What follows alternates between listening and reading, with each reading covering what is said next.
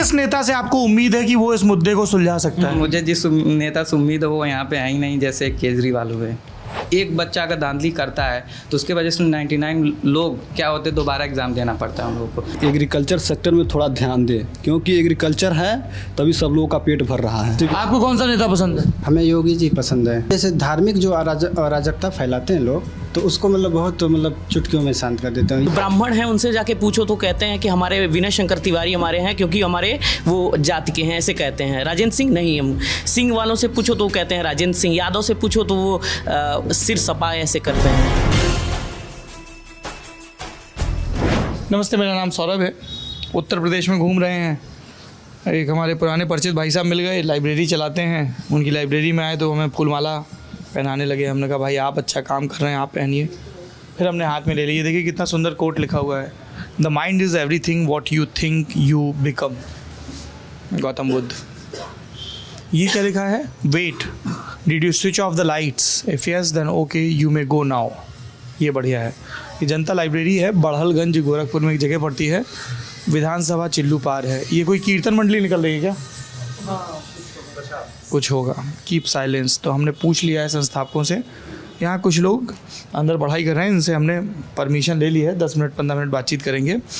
और शिक्षा को लेके आपके दिमाग में बहुत सारी थ्योरीज चलती होंगी। ऑनलाइन क्लासेस कैसी हैं, कस्बों में बच्चे किस तरह की पढ़ाई कर रहे हैं, उनके एस्पिरेशंस क्या हैं, उनका शेड्यूल क्या होता है, तो उन सब के बारे में थोड़ा सा हम जानेंगे। हाँ जी, नमस्ते।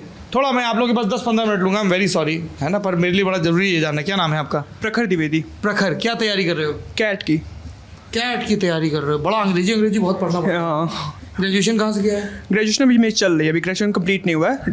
गोरखपुर यूनिवर्सिटी, दीनदयाल उपाध्याय यूनिवर्सिटी, वहाँ से मैं अभी ग्रेजुएशन कर रहा हूँ, अभी 3rd ईयर में हूँ। और तैयारी कैट की कैसे कर रहे हो? सेल्फ स्टडी है? नहीं, पेन ड्राइव कोर्स मैंने ले रखा है। Pen drive course? हाँ। क्या होता है भाई साहब? जैसे ऑनलाइन कोर्स होता है, एक होता है रिकॉर्डेड वीडियोस को पेन ड्राइव में वो लोग ट्रांसफर कर देते हैं, और आप वो कौन लोग? इंस्टीट्यूट, कहाँ का इंस्टीट्यूट? डिफरेंट इंस्टीट्यूट्स हैं। जिस इंस्टीट्यूट का मैंने लिया हुआ है उस इंस्टीट्यूट का नाम है स्टडी बस। तो उनकी पेन ड्राइव होती है, उसमें रिकॉर्डेड वीडियोज होते हैं। कितने पैसे लगते हैं पेन ड्राइव लेने के लिए? जो मैंने जिसको बाई करा है उसका 16,000 है। 16,000 रुपया आपने दिया? हाँ। ऑनलाइन जमा किया? हाँ, ऑनलाइन पेमेंट। उन्होंने आपको एक पेन ड्राइव भेज दी? उसमें उनके वीडियो फीड है? हाँ। और फिर कोई मॉक टेस्ट वगैरह वो सब? मॉक टेस्ट भी उनके कि एक पोर्टल है, ऐप है, और उस पर आप लॉगिन करोगे तो आप उस पर मॉक टेस्ट, क्लास टेस्ट और वीकली टेस्ट आप दे सकते हो। टॉपिक वाइज टेस्ट भी होते हैं, लाइक आप कोई टॉपिक फिनिश करे तो उसका आप टेस्ट देना चाहो तो उसके साथ आप टेस्ट को पेन ड्राइव कोर्स बोलते हैं। हाँ। ये क्या लिखा है गुरु तुम्हारी किताब में? Something wonderful is about to happen. कोई ना यार कर लेगा तू, चल उठ अब पढ़, डोंट वेस्ट योर टाइम। ये कभी कभी डिमोटिवेशन टाइप का आ जाता है। कोई क्वेश्चन फंस गया तो ये लगता है कि यार वर्थ है कि नहीं, इतनी प्रिपरेशन कर रहे हैं, क्वेश्चंस लग भी नहीं रहे हैं, तो कभी कभी बहुत डिमोटिवेशन होता है। तो अलग अलग थॉट्स आते हैं कि अब गिव अप कर देना चाहिए, ये वो। तो बहुत टाइम वेस्ट होने लगता है। 2 मिनट का जो क्वेश्चन नहीं लगा उस पर आधे घंटे ये सोचने लगते हैं कि अरे यार पढ़े ही नहीं, ये वो, तो आधा घंटा वेस्ट हो गया। तो ऐसा कुछ कोट्स वगैरह रहते हैं तो थोड़ा मोटिवेशन आ जाता है। यहीं बड़हलगंज में ही रहते हैं आप? हाँ, बड़हलगंज। पिताजी क्या करते हैं भैया आपके? पिताजी मेरे LIC एजेंट हैं। और माताजी? मम्मी VSA VPG कॉलेज गोला में वो लेक्चरर हैं सोशियोलॉजी में। सोशियोलॉजी में जी। तो कैसे ख्याल आया MBA करने का? क्यों करना चाहते हैं आप MBA? मेरा हमेशा से कॉर्पोरेट वर्ल्ड को लेके काफ़ी इंक्लिनेशन था, 10th से ही। हाँ, 10th से जब मैं पास आउट होने वाला था तो मैंने बड़हलगंज से 10th किया? हाँ, सेंट जोसेफ बड़हलगंज। तो मैंने वहाँ कॉन्वेंट स्कूल है बड़हलगंज में? हाँ। कितना पुराना? वो 2008 या 7 में स्टार्ट हुआ था। हाँ। अच्छा, हाँ। तो मैंने वहाँ से 10th पास करा, तो मेरा हमेशा इंक्लिनेशन उसी तरफ था, तो मैंने कॉमर्स लिया एज अ सब्जेक्ट। फिर मैंने जब वो बिजनेस फील्ड ये सब पढ़े तो मुझे लगा कि सबसे बेस्ट मुझे कॉर्पोरेट में ही जाना है। मेरा हमेशा से एक वो था, बिजनेस मॉड्यूल्स को पढ़ते वक्त, समझते वक्त, इकोनॉमिक्स को देखते वक्त मुझे हमेशा इंक्लिनेशन था कि मैं कॉर्पोरेट सेक्टर में ही अपना कंट्रीब्यूशन दूँ। इसलिए आप MBA की तैयारी कर रहे हैं। बढ़िया। आपका क्या नाम है भाई? मेरा नाम विकास है। विकास, किस चीज़ की क्लास चल रही है विकास? ये SSC की क्लास है। SSC की क्लास है। ये कौन सा कोर्स है? ये कैरियर व्हील पे ये मेरे राकेश सर हैं। Career wheel. इधर उठाइए जरा, हम भी देखें। ये राकेश सर पढ़ा। करियर व्हील ऐप है। यस। राकेश सर पढ़ा रहे हैं। क्या पढ़ा रहे हैं राकेश ये सर? मैथमेटिक्स पढ़ा रहे हैं। अच्छा, तो इसका कितना पैसा लगता है इस कोर्स का? 2,000 रुपये। 2,000 महीने का या टोटल? 2,000 में पूरा टोटली कोर्स है। तो इसमें क्या ऑनलाइन वीडियो आते हैं? यस सर, ये जैसे लाइव क्लास चलते हैं और लाइव जैसे अगर टाइम खत्म हो गया तो आप रिकॉर्डेड भी दे सकते हैं। रिकॉर्डेड भी देख सकते हैं। और कुछ आपको अगर प्रॉब्लम है, क्वेरी है तो क्वेरी है तो हम इस पर अपना क्वेश्चन डाउट डालते हैं। डाउट डालते हैं तो वो रिप्लाई करते यस हैं। सर, ऐसा कुछ होता ही नहीं है, वो ऐसा पढ़ाते हैं कि कभी डाउट होता ही नहीं। डाउट होता है तो आप एसएससी का तैयारी यस करते हैं? सर। बढ़िया। आपका क्या नाम है? अश्वनी मिश्रा। अश्विनी, आप किस चीज़ की पढ़ाई कर रहे हैं? ये रे लाइट, ये कौन सी क्लास चल रही है? 12th की है। 12th की। ये कौन है गुरुजी? एलन के हैं सर। एलन? हाँ। वो एलन कोटा वाला एलन? हाँ सर। तो आपने एलन का ऑनलाइन कोर्स ले रखा है, जरा दिखाइए जरा मोबाइल निकाल के। ये देखिए कितनी क्रांति हो रही है कस्बों में शिक्षा के लेवल पे। ये एलन का कोर्स चल रहा है। कितना पैसा दिया आपने? क्या टॉपिक पढ़ा रहे हैं ये? सर अरे ऑप्टिक्स का। ऑप्टिक्स, फिजिक्स पढ़ रहे हैं आप? जी सर। तो ये कितना कोर्स का कितना पैसा लगा है? सर अभी रिकॉर्डेड लेक्चर्स है मेरे पास, तो इसका कोई फीस नहीं है। तो कैसे आया रिकॉर्डेड लेक्चर आपको? ऐसे सब मेरे काफ़ी फ्रेंड्स हैं तो उन लोगों से ले लिया सर। ओहो, कैमरे पर नहीं बताना था, अब एलन वाले जागरूक हो जाएंगे हैं। अच्छा, तो दोस्तों को तो लेकिन इसकी फ़ीस देनी पड़ी होगी? हाँ सर। बढ़िया। तो अगर कोई आपको डाउट होता है तो फिर? नहीं, मतलब ऐसे कुछ खास डाउट नहीं होता है, बाकी वो लोग हैं तो कांटेक्ट कर लेते तो हैं। 12वीं के बाद क्या इरादा है आपका, क्या करना चाह रहे हैं? सर 12वीं हो गया है, अभी एज नहीं था तो इसलिए नीट का एग्ज़ाम दे नहीं पाए थे, तो इस बार प्रिपरेशन कर रहे हैं। तो बाली उम्र में ही 12वीं कर ली तुमने हैं? क्या नाम है भैया? प्रियांशु यादव। दिव्यांशु यादव। प्रियांशु यादव। आप क्या पढ़ाई कर रहे हैं? अभी तो 12th है। 12th है। आप भी मोबाइल से पढ़ाई करते हैं क्या? हाँ, कभी कभी जैसे। आपने कौन से कोर्स ले रखे हैं? मैं कोई कोर्स नहीं लेता हूँ, जैसे सर लोग अभी कोचिंग करते हैं हमें यहाँ पे। हाँ, कहाँ? दो जगह। बड़ागंज में? हाँ, बड़ागंज में दो, एक बायोलॉजी का करते हैं, एक फिजिक्स केमिस्ट्री का। हाँ। तो सर लोग से जो डाउट रहता है वो पूछते रहते हैं, तो इससे मेरा डाउट भी क्लियर होता रहता है। और अभी 12th है तो अपना आप क्या सब्जेक्ट पढ़ रहे अभी हैं? बायोलॉजी पढ़ रहे हैं, इकोलॉजी, जिसमें इन्वायरमेंट के बारे में। यार ये सब लोगों के पास बड़ा अच्छा रखा है। ये क्या मोबाइल स्टैंड है? हाँ। इसी पे टिका के पढ़ते हैं। तो आप लोग यहाँ लाइब्रेरी में पढ़ने आते हैं या घर पे पढ़ाई नहीं हो पाता है, क्या वजह? घर पे भी है, लेकिन जैसे घर पे कुछ समय बाद मम्मी बोल देंगी बेटा ये करो, खाना खा लो, मतलब तो थोड़ा सा डिस्ट्रैक्शन। Disturbance है। हाँ, वैसे तो मतलब फ्री है। घर पे ऐसा बात नहीं है कि वो मतलब क्या बोलता है सुविधा नहीं, बट सुविधा है, लेकिन यहाँ पे और लोग रहते हैं तो उनको देख के भी मोटिवेशन मिलता है। आप लोगों की क्या वजह है लाइब्रेरी में आके पढ़ने की यहाँ? घर पे बहुत ज़्यादा डिस्टर्बेंस होती है, घर के लोग रहते हैं इधर उधर हल्ला करते रहते हैं। 300 रुपये फीस है मुझे बताया गया महीने का। हाँ, अच्छा। आप क्या तैयारी कर रहे हैं? सर सुपर टेट की तैयारी। क्या नाम है आपका? हिमांशु निषाद जी। हिमांशु निषाद। आप सुपर टेट की तैयारी कर रहे हैं? जी। क्या फुल फॉर्म होता है सुपर टेट का? सर शिक्षक जो भर्ती परीक्षा होती है तो उसमें जो लास्ट वाला एग्जाम होता है, टीचर्स एलिजिबिलिटी टेस्ट या टीचिंग एलिजिबिलिटी टेस्ट, क्या होता है टेट? Teacher eligibility test. हाँ, टेट होता है, फिर सुपर टेट हो गया। तो तैयारी हो रही है, उसी की तैयारी हो रही है। उसमें सर 14 सब्जेक्ट होते हैं, तो अलग अलग सब्जेक्ट है, तो उसी की तैयारी। ग्रेजुएशन कहाँ से किया भैया आपने? National post graduate college Barhalganj. Barhalganj ji. आप भैया किस चीज़ की तैयारी कर रहे हैं? मैं BSc एग्रीकल्चर कर रहा हूँ।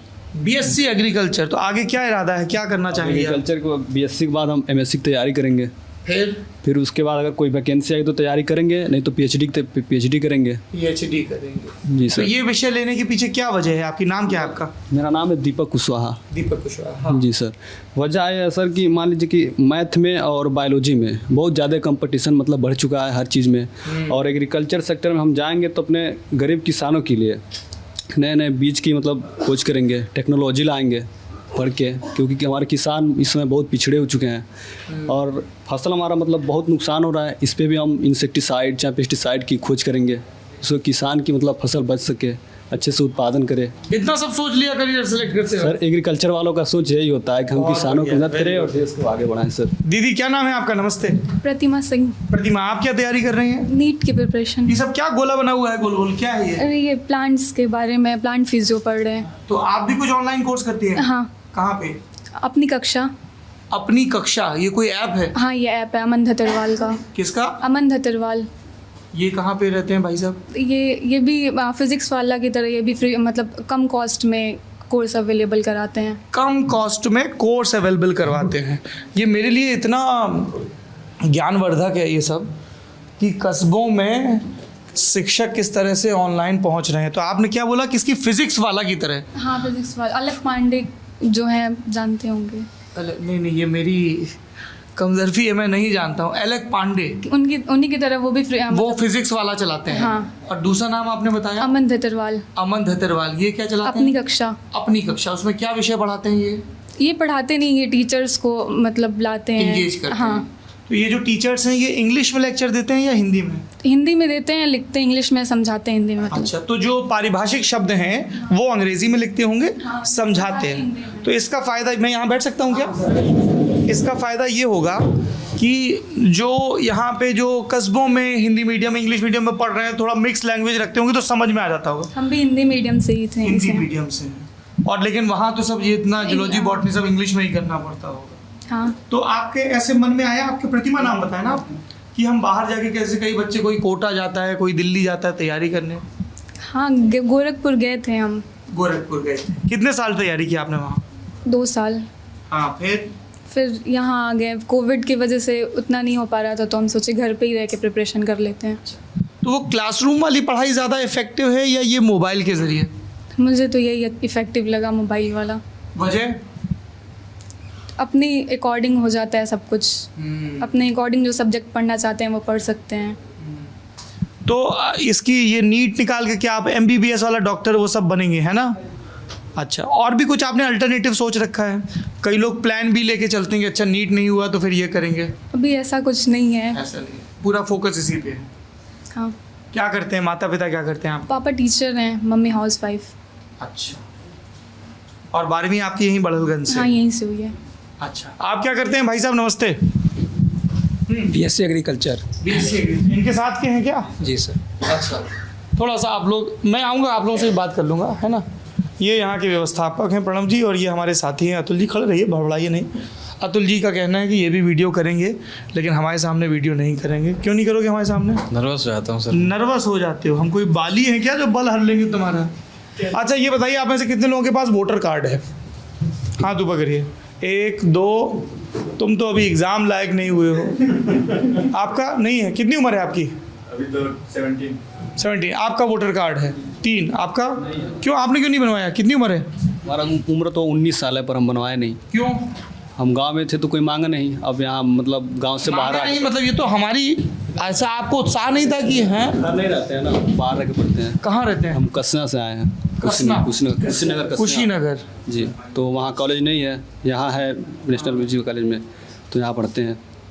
तो किसी ने मांगा नहीं तो बनवाया नहीं, ये वजह? हाँ, तो अगर घर जाते तो बनवाते, पर घर गए नहीं, एग्जाम ऐसे वो एक्साइटमेंट नहीं रहता कि हम भी वोट डालें जैसे बाकी सब बड़े लोग डालते हैं? उत्साह तो बढ़ता है सर। हाँ। पर वोटर ID नहीं है तो कैसे डालें? तो वो बनवा लो ना अब बनवा लेंगे 2000। पक्की बात? पक्की बात। हम दोबारा आएंगे चुनाव में, फिर तुमसे पूछेंगे। जी सर, एकदम पक्का। ठीक है। दीदी, आपका वोटर ID कार्ड है?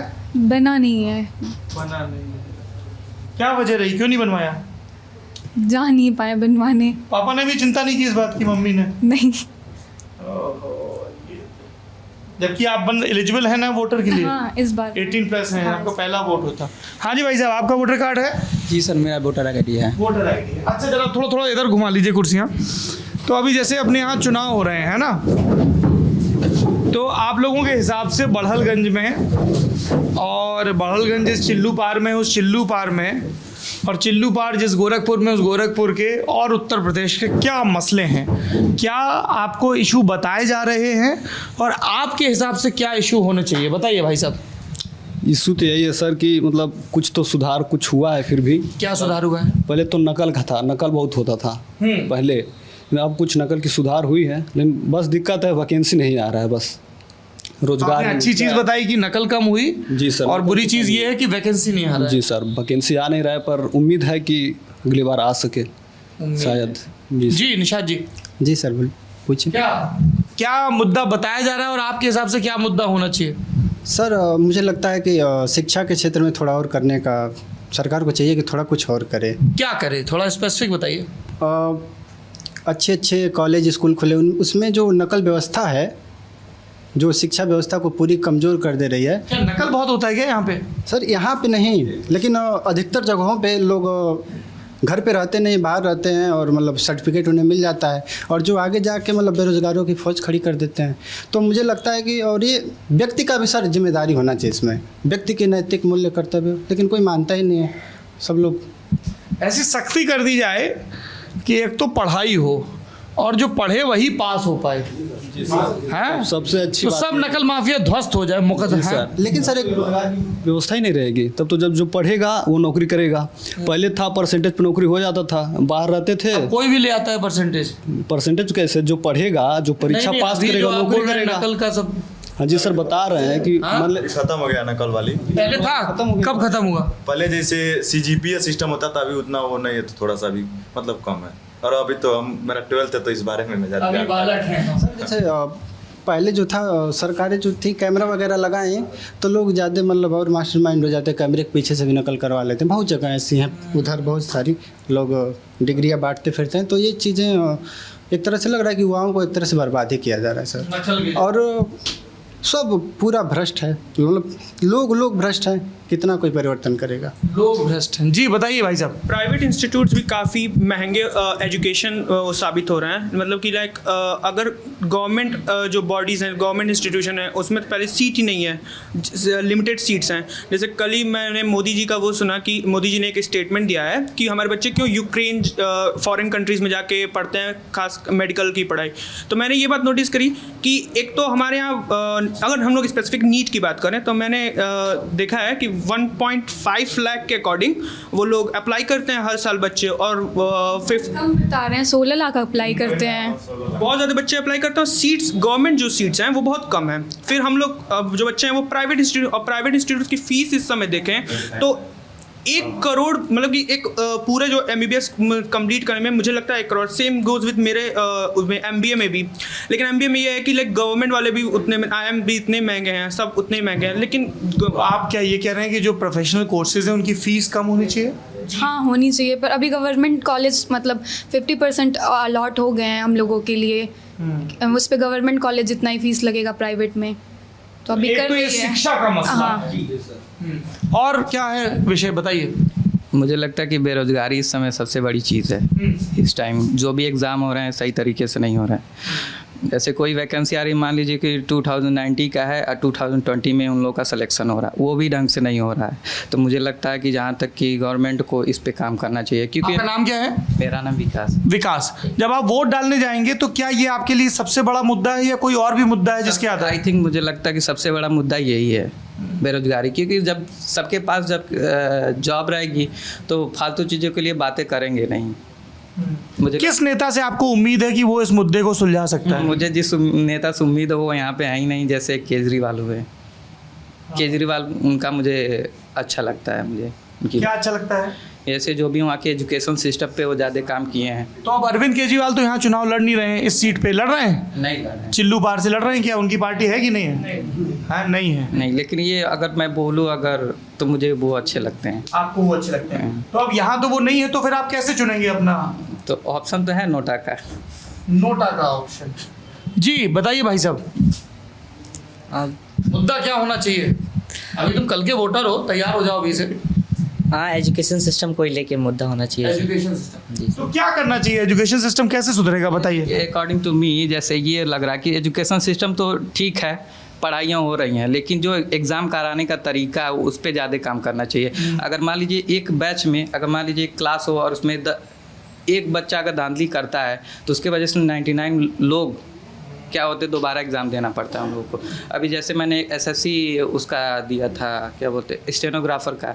तो मैं जैसे वहाँ लखनऊ से जैसे वापस आया इलाहाबाद, फिर मुझे एग्ज़ाम के लिए दोबारा जाना पड़ा कि ये हो गया कि उसमें कैलकुलेटर खुल गया था।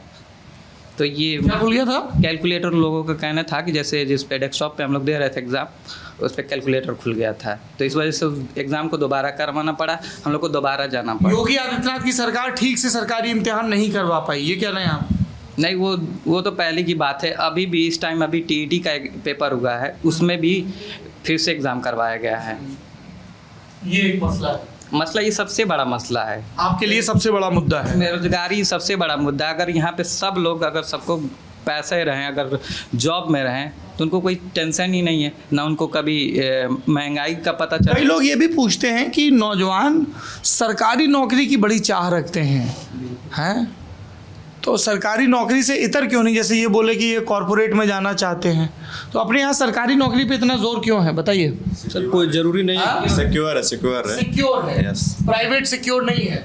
लेकिन सर जैसे उसमें पहले ये था कि वो पेंशन भी पहले मिलता था तो थोड़ा सा सिक्योर रहता था, तो हम मतलब माता पिता के जो भी आइडियोलॉजी होता था तो वो लोग बोलते थे सेटल हो जाएगा फैमिली, मतलब आगे जब परिवार बढ़ेगा तो सेटल रहेगा। और वही प्राइवेट में नहीं होता। अभी प्राइवेट में इंसान का कोई भी मिस्टेक हो गया बाय द देन उसको तुरंत ऑन द स्पॉट सस्पेंड कुछ भी होता है तुरंत प्रक्रिया लिया जाती है।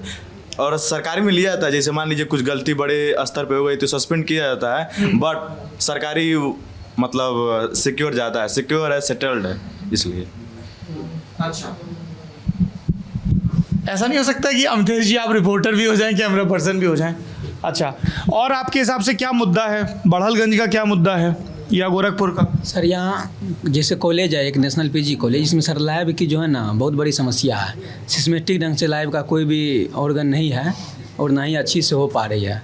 ये कारण से बाहर से जो हम लोग जैसे बिहार से आए हैं यहाँ सीखने के लिए हम आए हैं खास करके, लेकिन यहाँ लैब सिखाया नहीं जाता उतना सही। सिखाया जाता है इन पेन पे। बिहार में कहाँ से आए हैं आप? सुपौल जिला से। सुपौल से आप पढ़ने बढ़लगंज आए हैं? यस।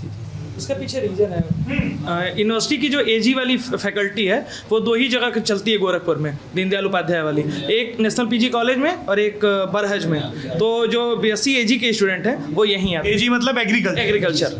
अच्छा, ये बात है। सबसे बड़ी प्रॉब्लम है एग्रीकल्चर का कि जो मैं सरकार के माध्यम से बताना चाहता हूँ, मतलब सभी को कहना चाहता हूँ कि एग्रीकल्चर सेक्टर में थोड़ा ध्यान दें, क्योंकि एग्रीकल्चर है तभी सब लोगों का पेट भर रहा है।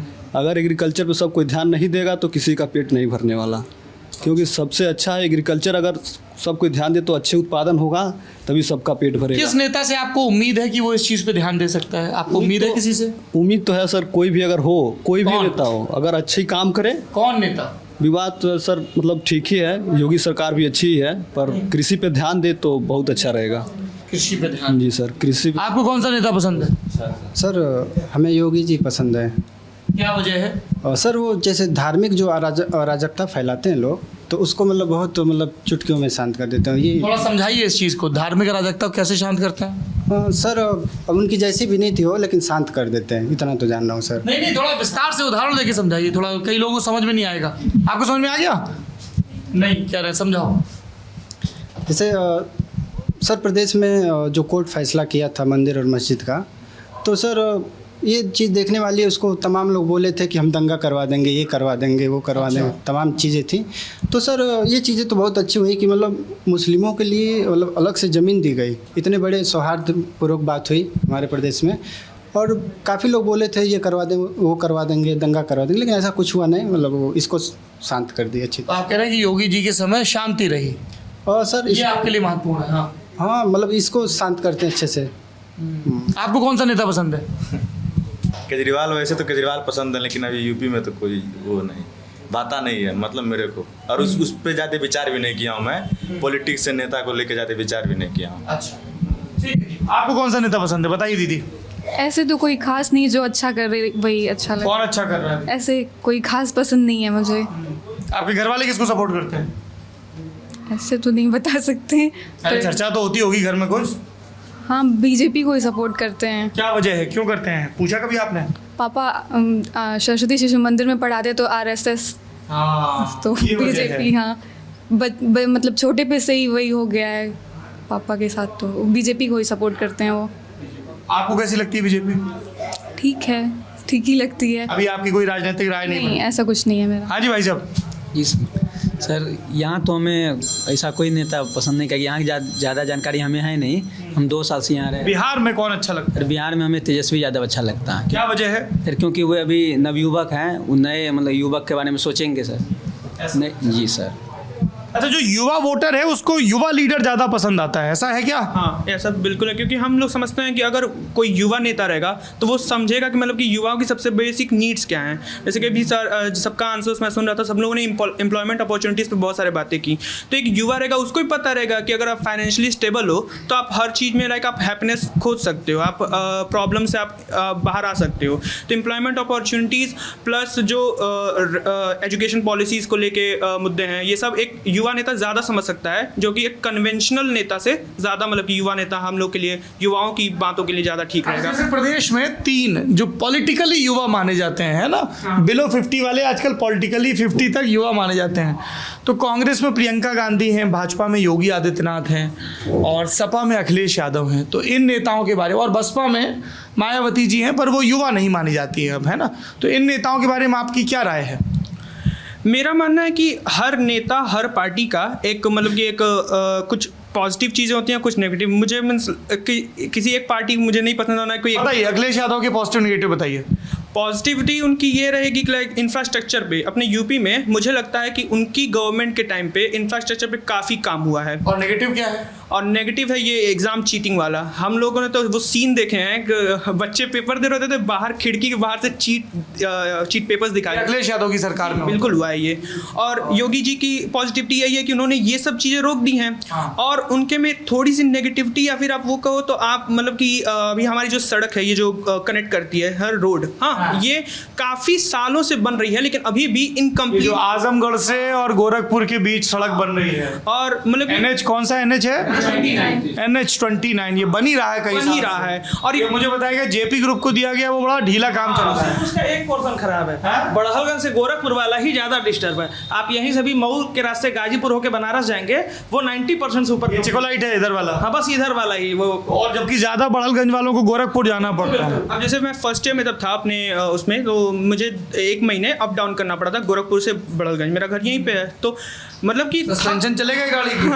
थक जाते थे हम वापस आते आते एकदम मतलब कि शरीर की हालत खराब हो जाती। तो बड़ा जरूरी है। और प्रियंका गांधी, उनका तो मतलब रोल यूपी गवर्नमेंट में, लाइक अभी वो इधर ही 1-2 साल में, तो उनका कुछ ज़्यादा मतलब कि ना ऐसा कोई ओपिनियन नहीं है। आपका क्या सोचना है नेताओं के बारे में? और मायावती जी के बारे में नहीं बोला आपने?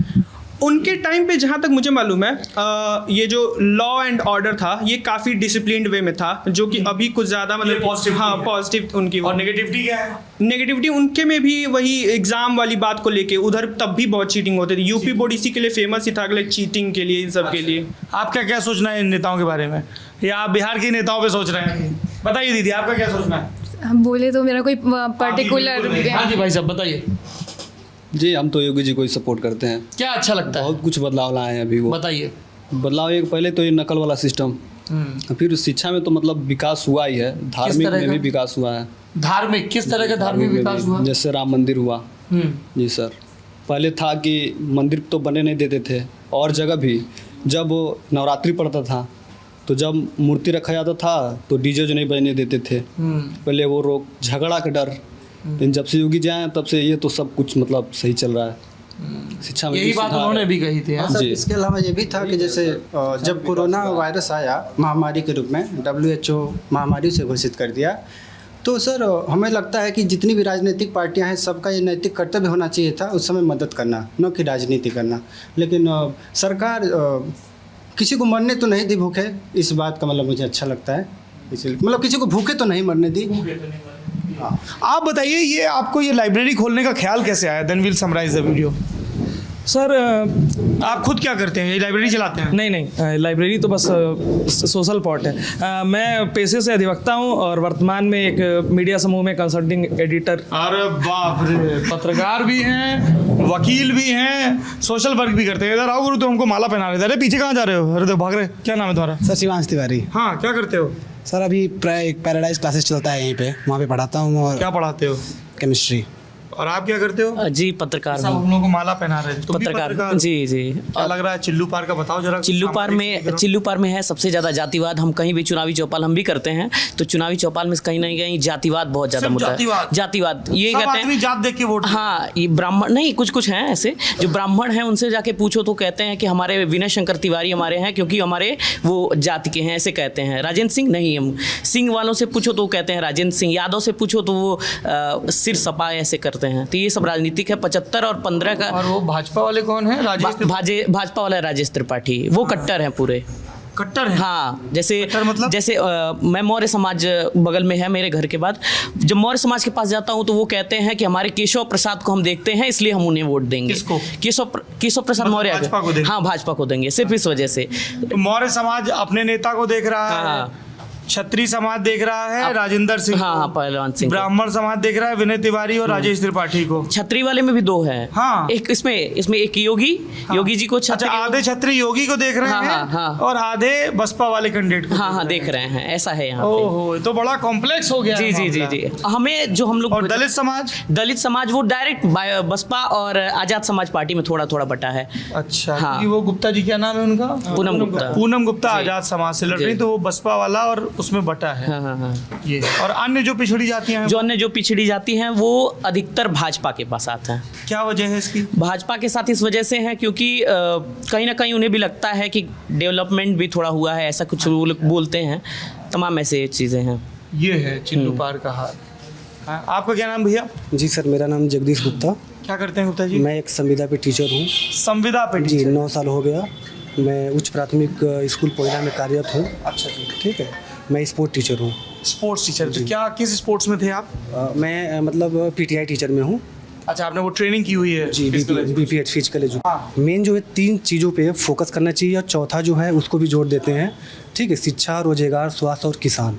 इस पे मेन जो फोकस होना चाहिए पूरे भारत में होना चाहिए, क्योंकि इसी से मेरा देश तरक्की करता है, देश आगे भी बढ़ता है। तो इस पे क्यों नहीं अभी तक फोकस हुआ? आज़ादी के 75 साल होने को है। इसमें क्या है कि अब मेरे क्षेत्र में ले लीजिए, सब लोग जातिगत जा रहे हैं। जैसे दिल्ली में केजरीवाल हैं, वहाँ पे क्यों विकास हुआ? वहाँ पे लोग जो है मतलब जाति चीज़ नहीं देखें। तो आप कह रहे हैं कि जब लोग जाति से परे वोट डालना शुरू करेंगे तब विकास होगा? जी, उनकी मानसिकता निकालना है कि वो ब्राह्मण हैं, वो एससी कास्ट के हैं, वो ओबीसी हैं। ठीक है, महत्वपूर्ण बात जी है। तो जैसे अच्छे कैंडिडेट को चुने, जाति के चक्कर में ना पड़े। जी बिल्कुल। ठीक है, ये विकास होगा। अब जब विकास होगा, सारे लोगों को रोजगार मिलेगा, तो अपने ऑटोमेटिक देश आगे बढ़ेगा। ठीक है, जब चालाक होंगे तो उनके दिमाग में जो तमाम भ्रम है वो दूर होंगे। ठीक है, कि कौन पार्टी क्या है, क्या कर रही है। तो इससे जो है जातिगत हमसे ऊपर उठ के काम करना होगा। अभी मौजूदा समय में जो पार्टियां हैं यहाँ पे, उनमें से कौन सी ठीक लग रही है आपको? यहाँ पे सर देखिए, अभी तो मेन आपके लिए सबसे बड़ा मुद्दा क्या है जिसके आधार पे आप बटन दबाएंगे? जी, मेरा मुद्दा है रोजगार का। रोजगार तो कौन सी पार्टी आपको लग रहा है कि आपको रोजगार दे पाएगी? रोजगार के मामले में देखा जाए, जैसे अब यहाँ पे बीएड बीटीसी इतने मतलब लोग कई सीजन से बच्चे बैठे हैं, उस पर एक नियम कानून बनाना चाहिए कि इतने बैच के बच्चे सत्र शून्य हो, ताकि पिछले लोगों को कुछ रोजगार मिले, जैसे बीच में होता था। सत्र शून्य करेंगे तो फिर जो एडमिशन के लिए बैठे हैं वो बवाल करेंगे कि हम क्यों वेट करें। 2007-8 में होता था कि बीएड हो गया तो सत्र लोग 2-3 साल शून्य कर देते थे, ताकि जो पीछे के बच्चे कर लिए हैं पहले उनको प्राथमिकता से रोजगार मिले। जैसे वो पद भर लेते हैं, फिर आगे फिर खोल देते हैं। अब तो बहुत सारे लोग बीएड करने लगे। सबको नौकरी देना मुमकिन है क्या? नहीं, सबको नौकरी कहाँ मिलेगा? अगर सबको जितना नौकरी उनका तो ठीक से एग्जाम हो कम से कम। ठीक, जो कार्यरत संविदा पे हैं उनको भी एक तो सब पार्टियों ने ये प्रॉमिस किया है। आपको किस पार्टी पे भरोसा? अब जैसे संविदा मैं हूँ, 9,000 रुपया मुझे मिलता है, 7,000 9 सालों से। मैं घर से जाता हूँ, तेल में ही खत्म हो जाता है। पर फिर भी आप ये नौकरी कर मैं कर रहा हूँ। किस उम्मीद से? मैं कर रहा हूँ। माननीय मंत्री मोदी जी बोले हैं कि जो भारत का जो कम से कम न्यूनतम जो रोजगार होता है, मजदूरी 18,000 रुपया उन्होंने बोले हैं लागू करने के लिए। अगर लागू कर दे तो ठीक है, लागू है, बट राज्य सरकार मोदी जी ने कहा है कि न्यूनतम मजदूरी 18,000 होना चाहिए किसी का भी व्यक्ति का। जैसे कोई मजदूर काम करता है 400-500 पा रहा है, ठीक है, और हम लोग 233 रुपया मिल रहा है। 18,000 वाला हमने सुना नहीं कहीं। न्यूनतम मजदूरी है। आप लोगों ने सुना है क्या कहीं? 18,000 न्यूनतम मजदूरी है। पर मंथ बोल रहे हैं? नहीं सर, ये तो हमने नहीं सुना। जो लोग संविदा पे कार्यरत हैं, कहाँ मेंशन है कि 18 गाइडलाइंस है सर? कहीं आप 18,000 पर मंथ। सबको नहीं, जो लोग कार्यरत हैं। मजदूरी? जी, मजदूरी बेसिक पे है। सरकारी कर्मचारियों का बेसिक पे है, मजदूरी नहीं। संविदा का जो जैसे है उसका है, आप कहीं इसको पता करिएगा। आप कह रहे हैं कि जब किसी को सरकार संविदा पे रखे तो कम से कम 18,000 रुपए दे। 18,000। हाँ, तो उसको मजदूरी मत कहिए ना। हाँ ठीक है, मतलब उतना स्केल होना चाहिए। अच्छा, तो हमको ये बताइए, एक आखिरी सवाल, वीडियो हो गया पूरा।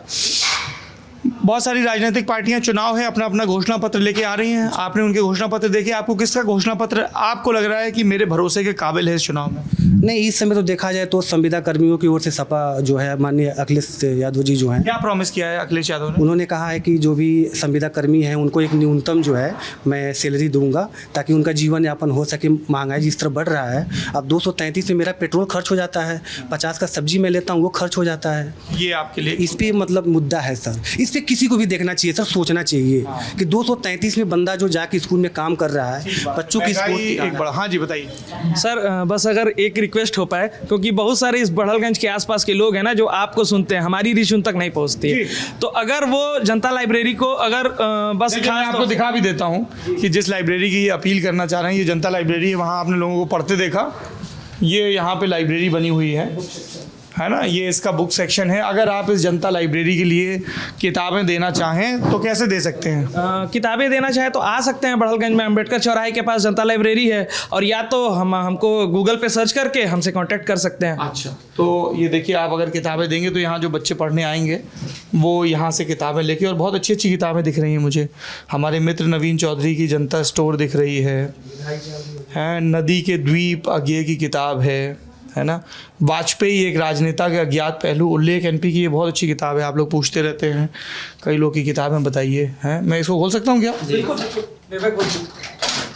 ये देखिए कमलेश्वर की कितने पाकिस्तान है ना, और ललित कुमार की विटामिन ज़िंदगी है, ये कुलदीप नैयर की इमरजेंसी की इनसाइड स्टोरी, धर्मवीर गांधी भारती गुनाहों का देवता, गांधी की सुंदरता सुशोभित, बहुत अच्छी अच्छी किताबें हैं भाई आपके पास तो हैं।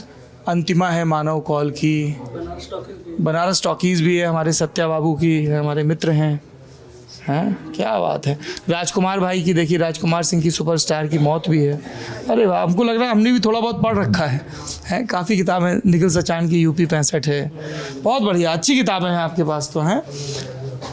और भी रखिए, कुछ पुराना साहित्य भी रखिए, हैं देखिए, मुंशी प्रेमचंद जी की निर्मला है, विष्णु प्रभाकर की आवारा मसीहा है बढ़िया है, काफ़ी किताब है। मैं भी कुछ कि आप कोई अगर आपका आए ना दिल्ली से व्यक्ति, तो मैं कैसे किताबें भेज सकता हूँ? मैं अपनी लाइब्रेरी से अतुल के माध्यम से भेज सकते हैं। अच्छा, अतुल हमारे साथी हैं तो इनको हम दे देंगे, बिल्कुल। तो ये झोला आपको पकड़ा देंगे, बिल्कुल बिल्कुल। ये अतुल जी हैं, लल्लन टॉप के नए साथी हैं, मूलतः गोरखपुर के रहने वाले हैं। भिजवाई थी किताब यहाँ पे, भिजवाई थी, ये नहीं बोलना होता है, दान गुप्त होता है, ये सब बोल दिए कैमरे पे। आप लल्लन टॉप देख रहे हैं, देखते रहिए। हम चुनाव के बहाने अलग अलग पहलुओं तक जाने की कोशिश करेंगे। जैसे इस वीडियो से मैंने क्या सीखा कि किस तरह से डिजिटल एजुकेशन का सेटअप गांव और कस्बों में पहुंच रहा है, ये सीखा। बेरोज़गारी को लेके जो छात्रों की चिंता है वो सीखी। एजुकेशन एक बड़ा मुद्दा हो सकता है अगर कोई उस पर जेन्युइनली काम करे, मैंने ये सीखा। और ये भी कि अंततः चुनाव, जो हमारे पत्रकार मित्र ने बताया, सिर्फ जाति के चश्मे से देखा जाता है, which is not a good thing. Poll promises के मामले में जैसे संविदा कर्मियों ने बताया, तो वो एक बड़ा मसला है। पेंशन एक बड़ा मसला बन के उभर रहा है। तो अगर किसी को यूपी चुनाव समराइज़ करना हो तो मैं आपको 3 सूत्र वाक्य दे रहा हूँ, और इसलिए दे रहा हूँ कि आप इतना लंबा वीडियो देख के आखिरी तक पहुँचे हैं। इन्हीं 3 सूत्र वाक्यों के इर्द गिर्द ये यूपी चुनाव का परिणाम आएगा। पहला सूत्र वाक्य है डंडा। उस डंडे का अर्थ लॉ एंड ऑर्डर भी होता है, उस डंडे का अर्थ गुंडई भी होता है, उस डंडे का अर्थ आवारा पशुओं को भगाना भी होता है, और वो डंडा गन्ना भी होता है। तो गन्ने का भुगतान या ना भुगतान, तो एक बड़ा मुद्दा तो हो गया डंडा, ठीक है। दूसरा, जो हमारे मित्र हैं एक प्रेम जी नवभारत टाइम्स से, उन्होंने लिखा था ट्विटर पर, राशन ही है शासन। तो ये जो राशन का वितरण हुआ है ये एक बहुत बड़ा मुद्दा है, दैट इज़ मुद्दा नंबर 2। और तीसरा, पेंशन की टेंशन। तो जो नाराज़ सरकारी कर्मचारी हैं, कोई अपने मानदेय से नाराज़ है, कोई इस बात से नाराज़ है कि सरकारी भर्तियां नहीं आईं, और जो सरकार में है और पेंशन की उम्मीद पाले हैं, ख़ासतौर पे ओल्ड पेंशन स्कीम। तो मुझे लगता है कि ये 3 मुद्दे हैं जिन पर जो वोटों का वर्गीकरण है वो ये तय करेगा। और जो मैंने आपको कहा कि राशन ही है शासन, तो उसमें सारी वेलफेयर स्कीम मान लीजिए। तो एक तरफ वेलफेयर स्कीम, दूसरी तरफ डंडे के अलग अलग मेटाफर्स, और तीसरा पेंशन। ये जो 3 मुद्दे हैं ये तय कर सकते हैं कि उत्तर प्रदेश में 10 मार्च के बाद कौन सत्तानशीं होगा। हम आपको हर किस्म का अपडेट देते रहेंगे। आप देखते रहिए लल्लन टॉप।